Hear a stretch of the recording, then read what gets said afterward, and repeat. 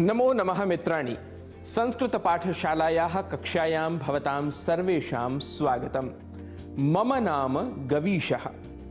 संस्कृत भाषा अपने प्रकृति प्रत्यय के कारण वैज्ञानिक भाषा है। इसका व्याकरण सर्वप्रकारेण नियमबद्ध है। ये नियम परंपरागत रूप से औपचारिक शिक्षण में सिखाए जाते हैं, पर हम यहाँ अनौपचारिक रूप से प्रयोग के आधार पर आपको भाषा सिखाने का प्रयास कर रहे हैं। मित्रों, संस्कृत भाषा में पदों का विभाग दो प्रकार से किया गया है। एक प्रकार है सुबंत और दूसरा प्रकार है तिङन्त। सुबंत ऐसे पद हैं जो संज्ञा, सर्वनाम या विशेषण के रूप में प्रयुक्त होते हैं, और तिङन्त क्रिया के रूप में। उदाहरण के द्वारा यदि समझें तो शिक्षकः वदति अर्थात शिक्षक बोलता है। इस वाक्य में शिक्षकः सुबंत पद है और वदति अर्थात बोलता है तिङन्त पद है। अब हमें आज सुबंत की बात करनी है। आप इसे ऐसे समझिए कि जिन शब्दों में विभक्ति लगती है वह सुबंत है। अब विभक्ति जानने से पहले हम शब्दों के मूल रूप को भी जान लेते हैं। पहले पुल्लिंग शब्दों को देखते हैं। तरुणः, तरुणः यह प्रथमा विभक्ति एक वचन का पद है। इसका मूल शब्द होगा तरुण, तरुण। रामः, इस पद का मूल शब्द होगा राम, राम। गवीशः, इसका मूल शब्द होगा गवीश, गवीश।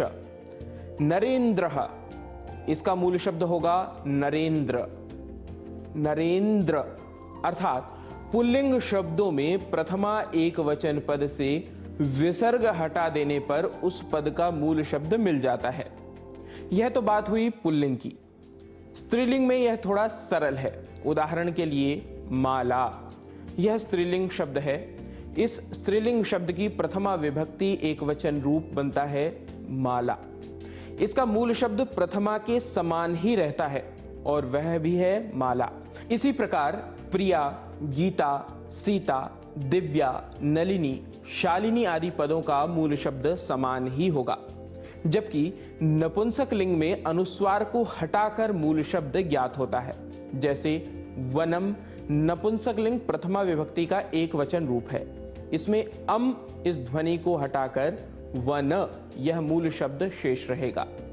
इसी प्रकार पुस्तकम का मूल शब्द होगा पुस्तक, पुष्पम का मूल शब्द होगा पुष्प, फलम का मूल शब्द होगा फल, भवनम का मूल शब्द होगा भवन, राष्ट्रम का मूल शब्द होगा राष्ट्र।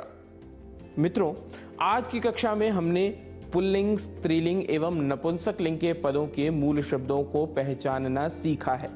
वस्तुतः शब्दों के मूल रूप को जानना बहुत ही महत्वपूर्ण होता है, क्योंकि इसी के आधार पर हम शब्दों का प्रयोग सुबंतों के रूप में कर पाते हैं।